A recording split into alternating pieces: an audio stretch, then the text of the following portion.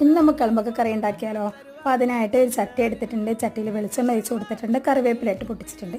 അതിനുശേഷം ഇതിലേക്ക് ഒരു 1.5 ഉള്ളി ഇട്ട് കൊടുത്തിട്ടുണ്ട്. ഉള്ളി ഒന്ന് വാടാൻ വേണ്ടി ആവശ്യത്തിന് ഉപ്പിട്ട് കൊടുത്തിട്ടുണ്ട്. അപ്പോൾ ഉള്ളി ഇതാ നന്നായിട്ട് ബ്രൗൺ കളറായി വന്നിട്ടുണ്ട്. ഇതിലേക്ക് ഒരു തക്കാളിയും അതുപോലെ തന്നെ 2 പച്ചമുളകും ചെറുതായി മുറിച്ചിട്ട് കൊടുത്തിട്ടുണ്ട്. പിന്നെ ഒരു 4 അല്ലി വെളുത്തുള്ളി ഇട്ട് കൊടുത്തിട്ടുണ്ട്. അപ്പോൾ ഇതാണ് എളുമ്പക്ക.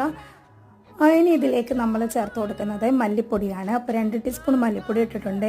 1 ടീസ്പൂൺ മുളക് പൊടി ഇട്ടിട്ടുണ്ട്. അതുപോലെ തന്നെ ആവശ്യത്തിന് മഞ്ഞൾ ഇട്ടിട്ടുണ്ട്. ഇനി ഇതിലേക്ക് ഓരോട് കൂടി തന്നെ ഇളമ്പക്ക ഇട്ട് കൊടുക്കുക. അപ്പോൾ ഇളമ്പക്ക നമ്മൾ നുള്ളി എടുത്തിയാണ് ഇത്. ഇനി ആവശ്യത്തിന് വെള്ളം ഒഴിച്ച് കൊടുക്കുക. അപ്പോൾ കറി കൂടുതൽ വേണമെന്നുണ്ടെങ്കിൽ കൂടുതൽ വെള്ളം ഒഴിക്കുക. അപ്പോൾ വെള്ളം ഒഴിച്ചെടുത്തതിന് ശേഷം ഇതിലേക്ക് മല്ലിയില ഇട്ട് കൊടുക്കുന്നുണ്ട്. അതുപോലെ കുറച്ച് ഗരം മസാല ഇട്ട് കൊടുക്കുന്നുണ്ട്. പിന്നെ ലാസ്റ്റ് നമ്മൾ കുറച്ച് വെളിച്ചെണ്ണ കൂടി വെച്ച് കൊടുക്കുന്നുണ്ട്. അപ്പോൾ ഇത്രയേ ഉള്ളൂ. നമുക്ക് ചപ്പാത്തിൻ്റെ കൂടെയും ചോറിൻ്റെ കൂടെയൊക്കെ അടിപൊളിയായിട്ട് ഉണ്ടാക്കാൻ പറ്റിയ നല്ലൊരു ടേസ്റ്റി കറിയാണ്. നല്ലൊരു ചുവ ഉണ്ടാവും കേട്ടോ നമ്മളെ ഇളമ്പക്കൻ്റെ. അപ്പോൾ ഇത്രയേ ഉള്ളൂ. പുതിയൊരു വീഡിയോ ആയിട്ട് കാണാം. Thanks for watching.